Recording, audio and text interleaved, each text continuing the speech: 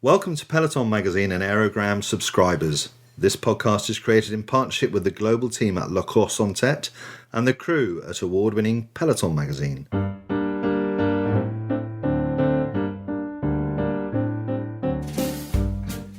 Hello, I'm Jeremy Whittle, sitting in for OJ Borg, which, in the long history of broadcasting, is definitely a first. Hello too to Peter Cossins and hello to Sophie Smith. How are we all doing? Good, Jez.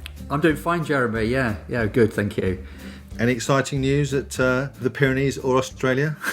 I've just woken up,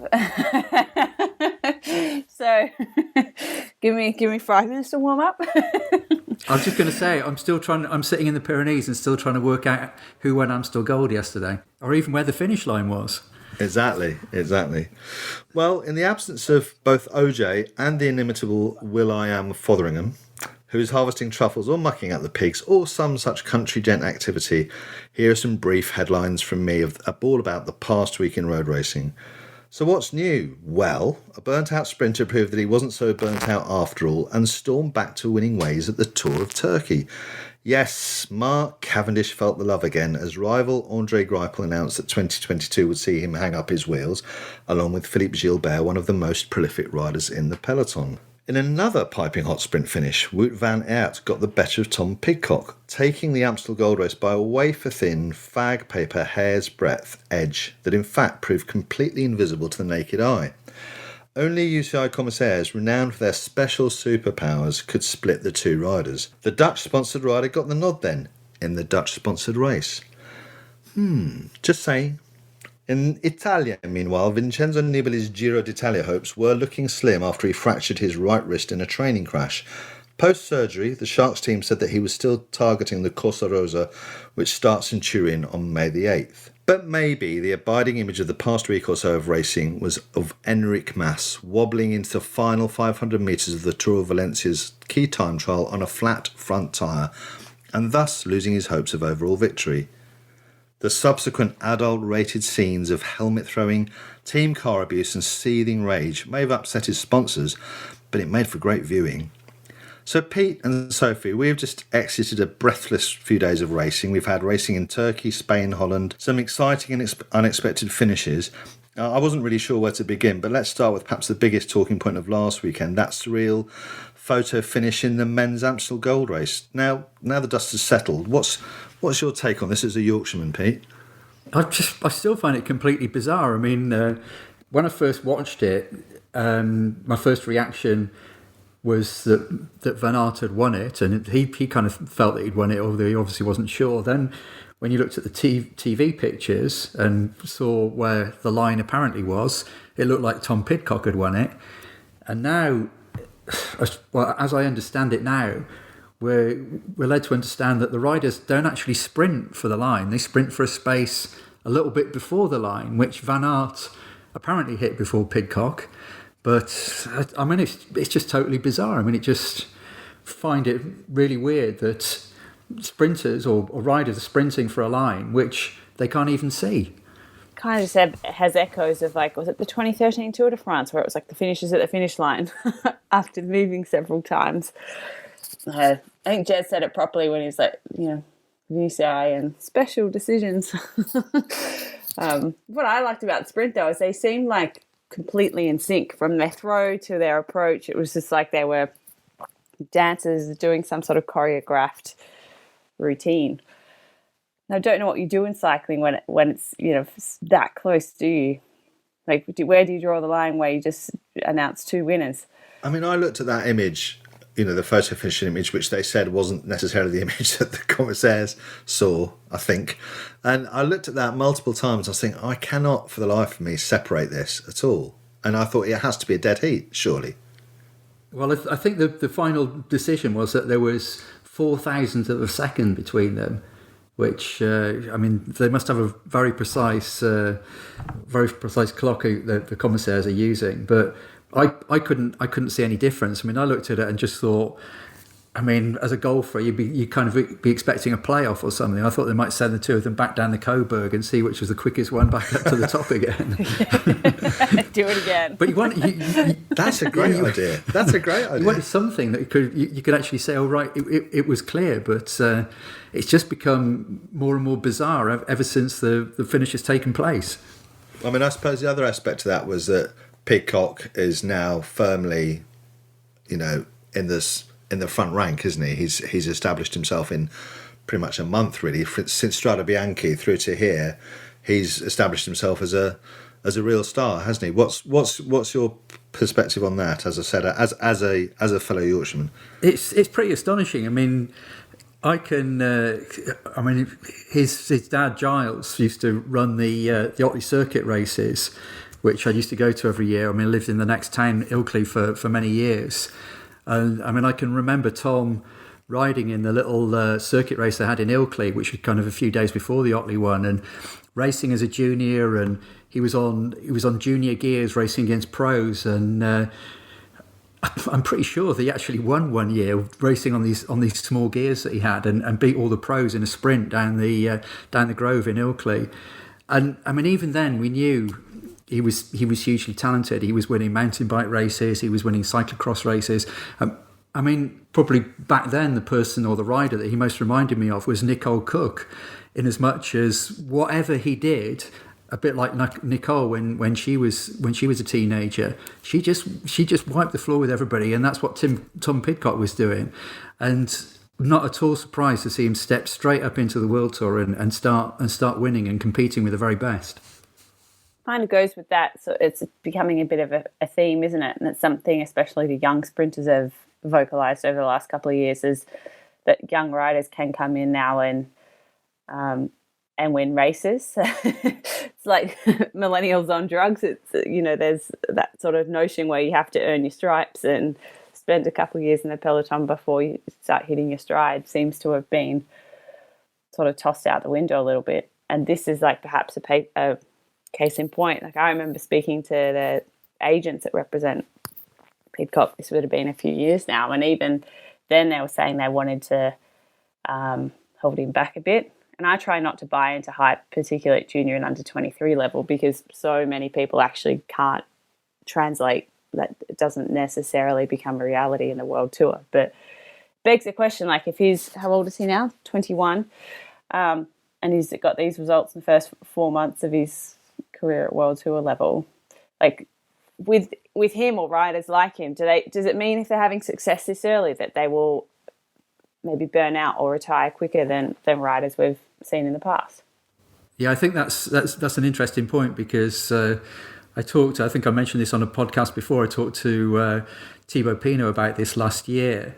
About we were talking about. I was asking him about Pogačar coming through then and Bernal and how good they were going to be, bearing in mind that they were already winning the Tour de France when they were 21, 22 years old.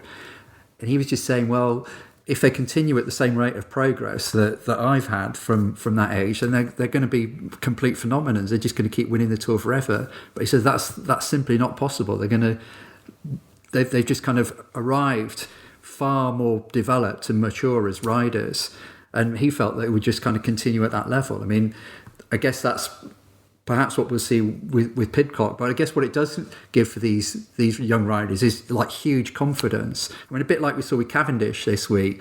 As soon as he got one win, he got 4 wins, and they kind of carry that same kind of confidence with them, just thinking, well, I can do this. I can win anything.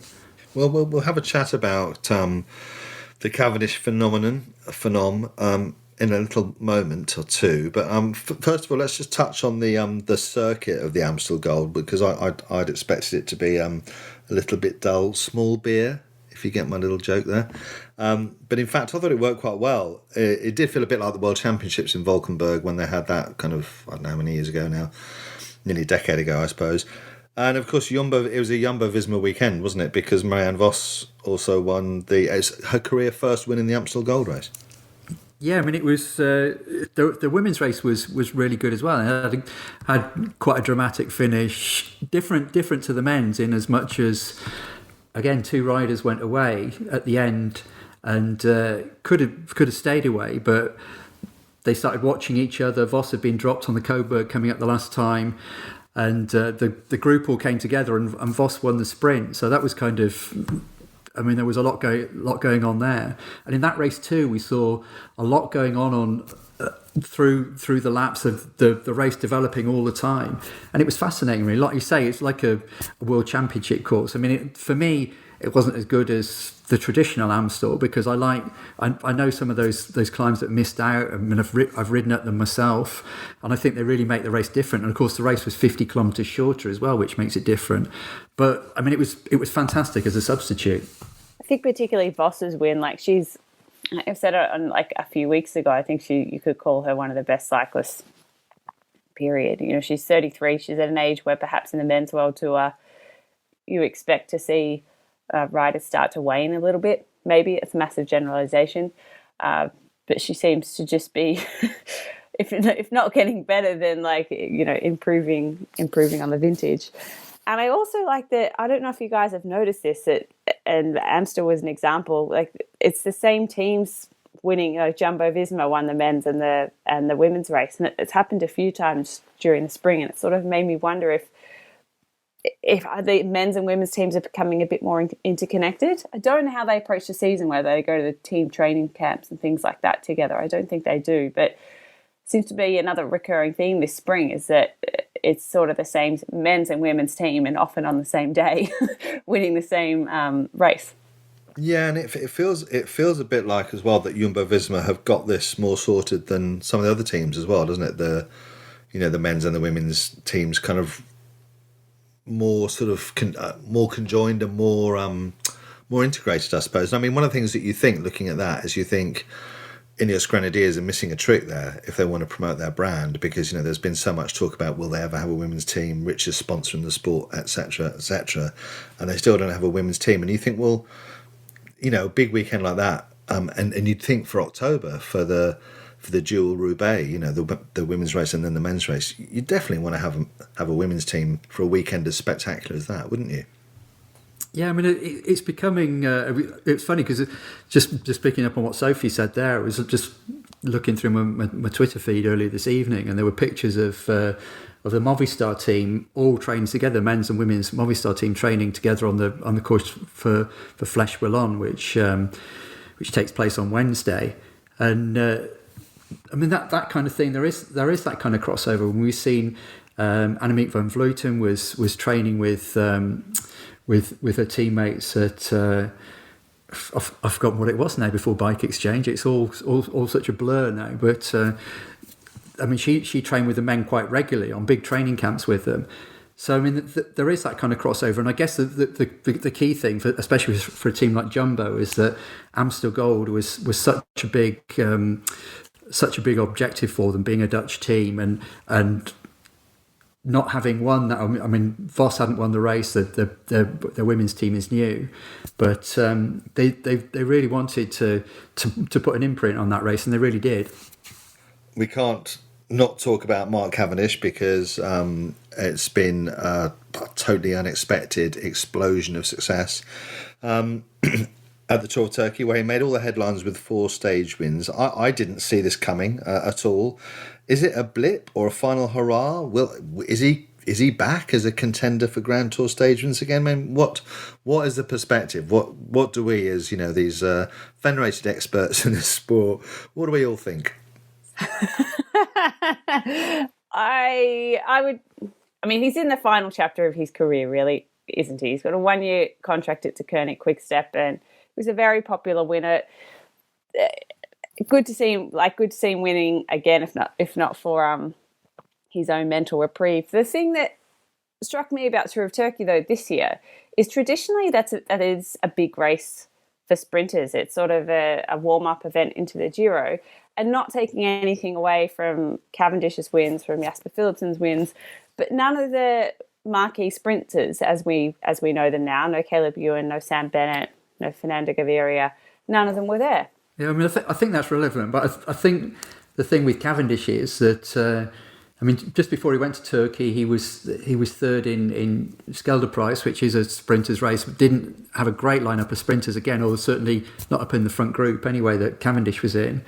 but he showed that he was in form there, and you just felt that somehow it was all coming together for him. There'd been like second places, third places, and the win was almost about to come. I mean, at the start of the season, I certainly didn't expect it, but a lot of people had written him off, and I didn't want to do that because I just thought, I don't know. I mean, he's just one of those riders you think that somehow he's gonna find something from somewhere and go out in the way that he wants. And whether this is a last hurrah or not, I don't know. But I mean, I was pleased to see it, to be honest. And it just, the way that he won one and then he just kind of kept piling up the wins and contending. All right, the rivalry wasn't great, but I mean, Philipsen is a good young sprinter.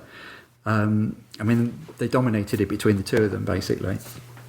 I mean, it depends where Philipsen goes the rest of the season, because by the end of the season, it might look like a pretty incredible win that he beat him, or that he won 4 stages in a race where Philipsen was competing against him. But I guess the question is can he make the jump up from stages in the Tour of Turkey to stages in Grand Tours? And that's where I think a lot of people will be thinking that's, I mean, it sounds disrespectful of all he's achieved in the past, but given how long it has been since he's won in a Grand Tour, it feels like that's a step too far.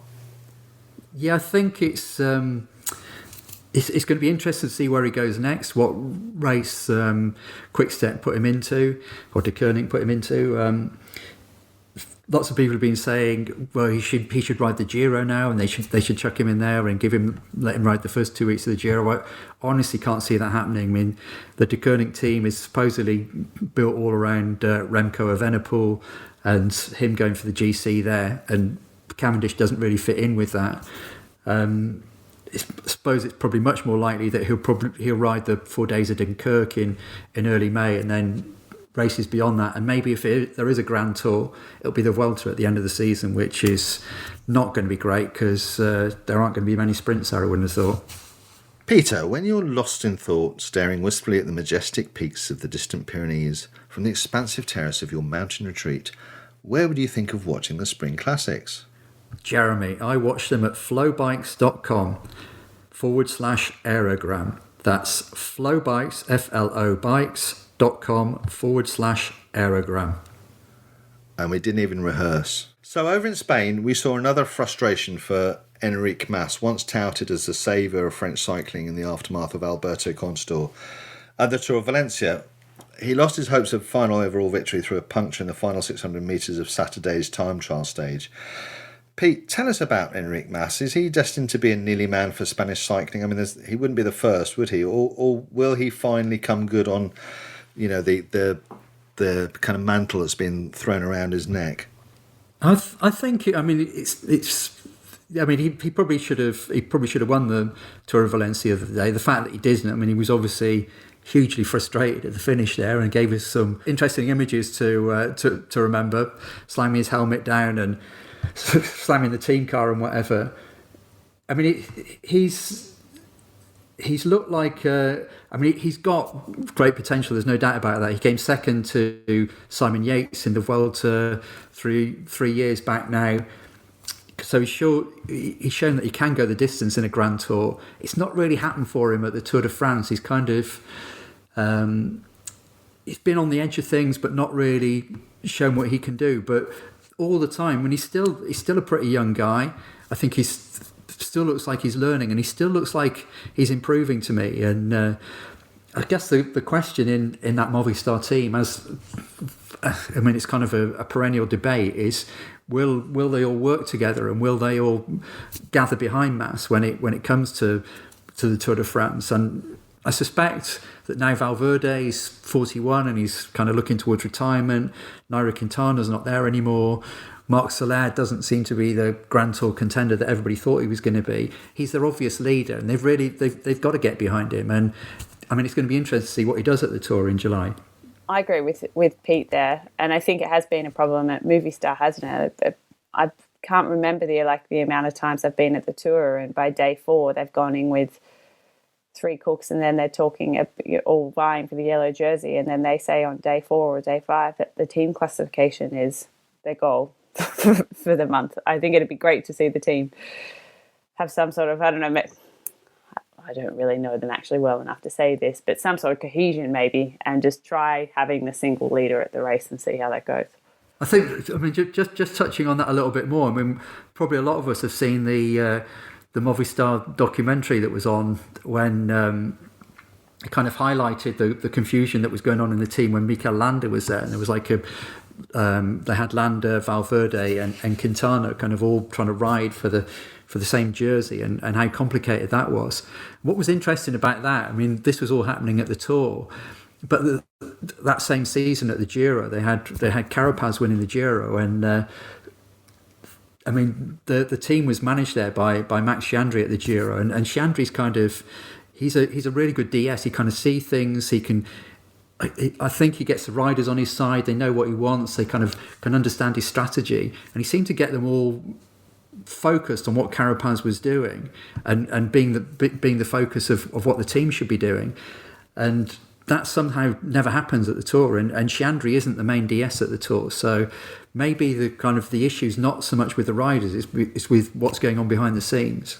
I mean, you get the impression, don't you, that Valverde's always the king of the hill there, that no one ever going to usurp him until he actually retires, and that if he moves in a break or if he makes a move with, even if he's not a real contender for GC, everyone kowtows to him. Yeah, I think he's. He's been their main guy for so long. I think they've just got used to him. They've just got used to him winning. For him coming up with kind of extraordinary performances, which of course even now at the age of 41 he's still doing. I mean, he's still winning races for them and still contending in really big races for them. So he's still kind of carrying him in a way. They expect it, I guess. But I mean, if he's actually said himself a few times in the last couple of years, look, I'll just get behind anybody who's doing well. And I don't think that the problem's been him so much. It's been conflicts between the other riders, not supporting each other, not getting behind each other in the same way. I was going to say, is there a point there where you look at recruitment? It's amazing that he's continuing to do what he does at his age, and it's not like Movistar haven't recruited people who can win the Tour or who can win a Grand Tour. Do you think, is it something like Pete said, it's something behind the scenes where they're just not recruiting the right people, or their recruitment strategies? Do you compare it to Ineos Grenadiers that have signed Tom Pidcock, even though they've got already on their roster a spate of proven winners, and within 4 months he's winning races like that? It doesn't seem to be like a succession plan, a cross-generational succession plan in place, maybe, or someone behind the scenes just to bring them together and be like, right, you're supporting this person, the team's classification isn't good enough. I mean, all the years I've watched Movistar or their various incarnations, I've always felt that there was kind of like a tendency to change horses midstream in Grand Tours, so that they start off with this rider being the rider they were going to back, and then when something went wrong, they performed poorly in a time trial, quite often the case, or they cracked in a mountain stage or whatever, then all bets were off, and suddenly they would be talking up another rider. And you see that with other teams, but you never with the really successful Grand Tour teams, you never see that. They always stick on the one guy normally, and they don't really change. The few times that Team Sky or Ineos, for example, have done that, it's been a disaster. I mean, there's a time, 2014, I think it was, when Froome crashed, and then they put the house on. Well, I think it was Richie Porte, then Geraint Thomas, or maybe it was the other way around, and they kind of ended up, with Plan Z, and that didn't work either. So it just doesn't work in Grand Tours, really, does it? You have to have a main man, and you have to back him completely. Yeah, I mean, I think just picking up on what Sophie said about the team classification, they always seem to be in for that.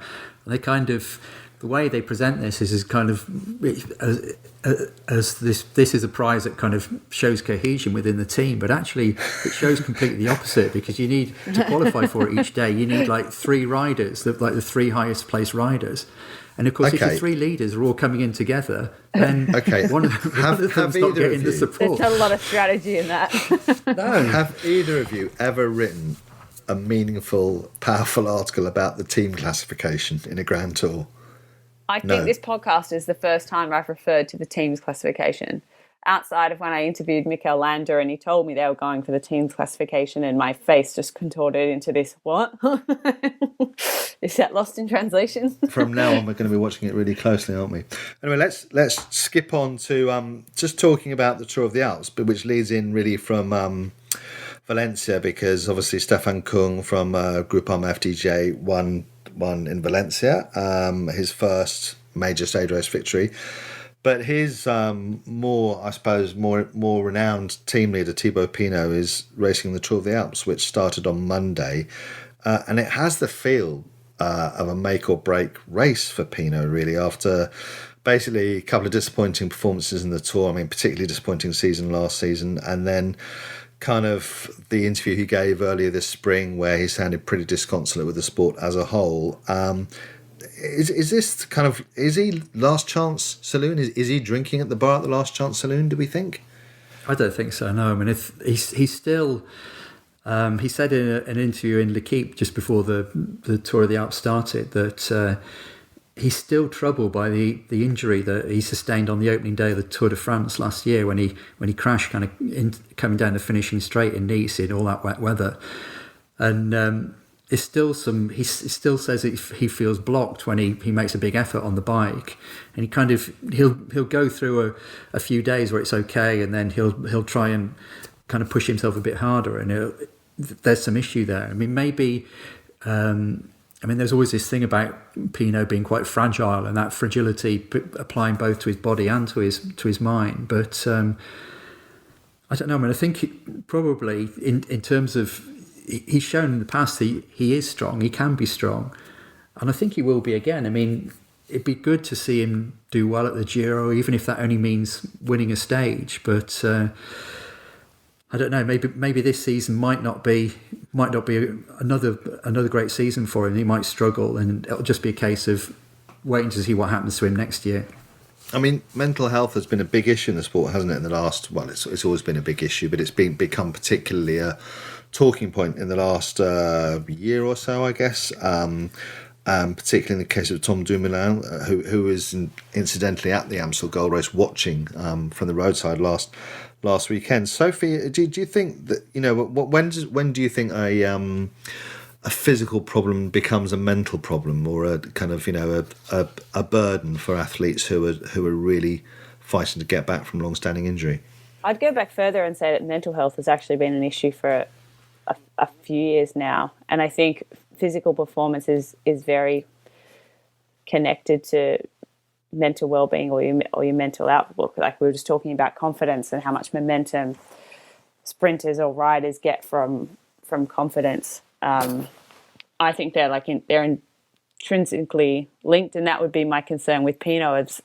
I don't know him well. I've never really interviewed him properly, but you can hear from his tone and in the interviews that he does that he has at times sounded disenchanted with the sport. And I think to perform at this level, you really have to buy into the game, don't you? And we've seen it before with people that Marcel Kittel once, before this is when he was still competing at Katusha, when he had that sort of form slump, he just started to say that, trying to remember his words, sorry, he just realised how much of a business the sport was. He was a rider that thrived and a champion rider that thrived in a team environment. And when he sort of stopped winning and he found out how much of a business it was, it all sort of started to build up and up and up. And I think that's the case for a lot of riders. Cavendish has sort of referred to his own private battles as well. And a lot of them now do consult with sports psychologists, either privately or there are some teams that employ them. But I think to compete at this level, like you have to have a clear idea in your mind that you can do it. And athletes are generally encouraged every single day. It's part of the job description. Cavendish did say he'd suffered from depression, didn't he, at one point? He did actually. He came out and said that, and I think that was quite powerful for a sprinter, particularly because they're like boxers; they're all about confidence, aren't they, and swagger.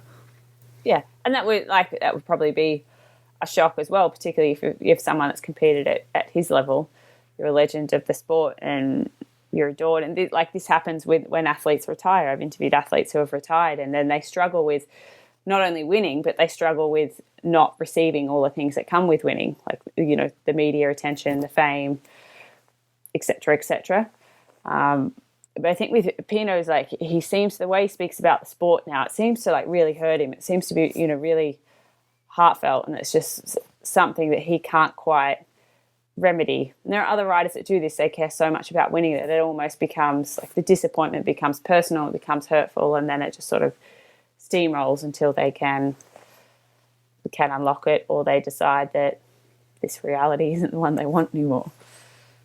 Okay, well, I guess we'll see, won't we? Because he's done very well at the Giro before. I mean, it's been a race, in fact, that's almost been a platform for him relaunching his career. So maybe if he gets to the Tour of the Alps, okay, maybe the Giro will again be kind of point towards some kind of salvation for him. I hope so, because I think he's one of the most lucid and interesting riders in the bunch. Yeah. But finally, let's look ahead to the Ardennes Classics, Flèche Wallonne and Liège-Bastogne-Liège. I kind of get the feeling that these races struggle amongst the classics to generate the same kind of affection as Milan-San Remo or the Tour of Flanders or Paris-Roubaix. But they're really prestigious wins, obviously, because they're so hard. Are they fun, these races, or like the suburbs of Liège, a bit grey and lifeless? What do we think? I'm sure they're fun for the riders. I've never bought into the Ardennes, if I'm being completely honest with you. I interview as Michael Matthews, he's a source of mine. I interview him quite regularly. There's some other Aussies and internationals, obviously, that compete, and they track great fields, but there's something about them, for me, I've just never, after Paris-Roubaix, in terms of the classics, I admittedly kind of switch off a bit. And the field is slightly different this year as well. Like Dan Martin, he would usually compete in Liège.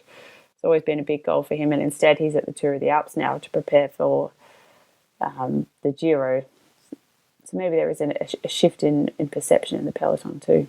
Yeah, I think one of the reasons these races are perhaps, maybe for want of a better phrase, are a bit of a hard watch, is that they do tend to I mean, like a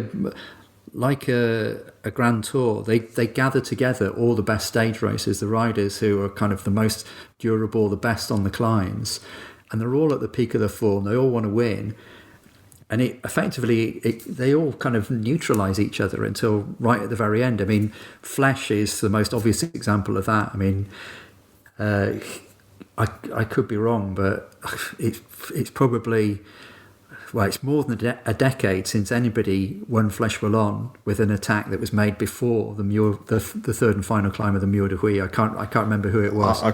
I can't remember that happening. No, I can't remember that happening, really. Two Spaniards racing up. Was it Igor Osteloa and Aitor Oso, which was in about like 2001, 2 or 3, somewhere around there. And they attacked before that final climb and got away and kind of raced each other up the climb. That was the last time I can remember. And Rick Verbrugge did it one year as well, and again around that time. But I mean, it's been a long time. You know what's going to happen. You just kind of you can just tune in for that last climb, or at least for like the last 20 or 30k into it, because it's just absolutely mayhem coming into it. I mean, that's the thing, isn't it? You compare either of these races to Strade Bianche, and they're really found wanting, aren't they? I don't think they're found wanting. I mean, in terms of spectacle, maybe they're found wanting, but I mean, they're hard races, and like Sophie says, I think the riders really love them. They have a lot of prestige. I mean, more prestige than Strade Bianche. I mean, Strade Bianche's great to watch, but I mean, it's only a few years old, and I mean, I saw Philippe Gilbert was asked about whether Strade Bianche should become the 6th monument the other day, and he was like, what do you mean? What are you talking about? Amstel Gold is a much better race than he has won Amstel Gold 4 times though. But yeah, but he's Belgian. But it just kind of underlined the point that the riders like these. They do like these races, that they're hard and they have to race hard. They're tactically very difficult as well. And I mean, Flèche is difficult because you need to be positioned at the bottom of the final climb. Liège is difficult because you have to be positioned at the bottom of so many climbs coming in the last 40 or 50k.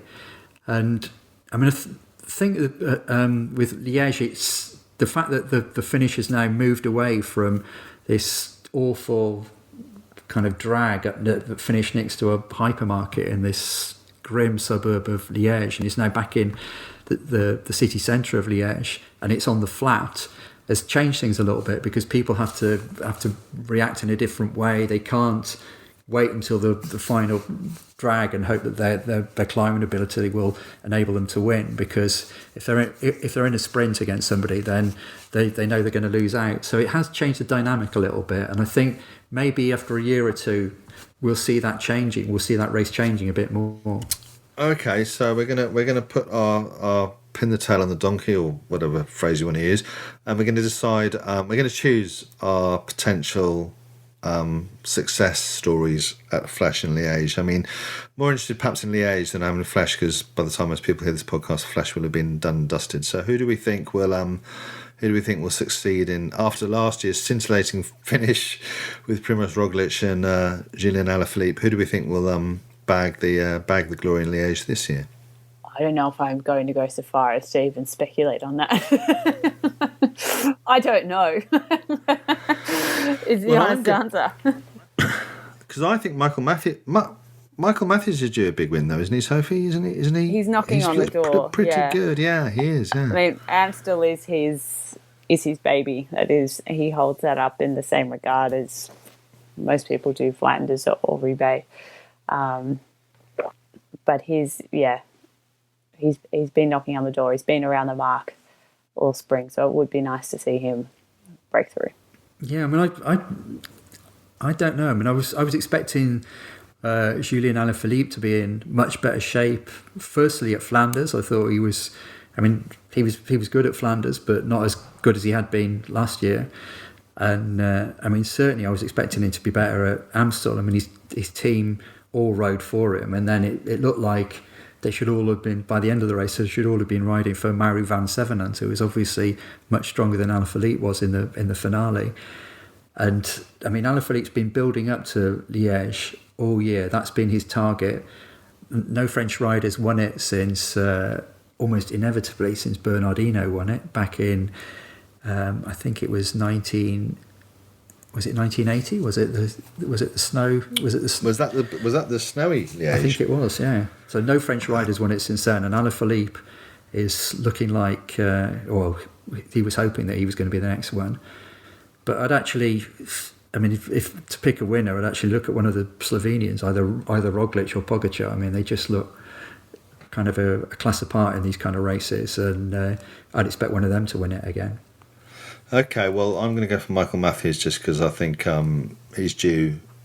It's been a long wait for him, and I think he's due a big win. So let's wrap up there then, and thank you very much both Pete and Sophie. The Spring Classics are back, and Flow Bikes has you covered, live and on demand in the United States, Canada and Australia. Subscribe now at flowbikes.com/aerogram. That's flobikes.com/aerogram. Thanks everyone, and big thanks to Will too, our guest producer. I'm off to find OJ and LaFoth, and look forward to seeing you next time. Via, vieni via di qui. Niente più ti lega a questi luoghi, neanche questi fiori azzurri. Via, neanche questo tempo.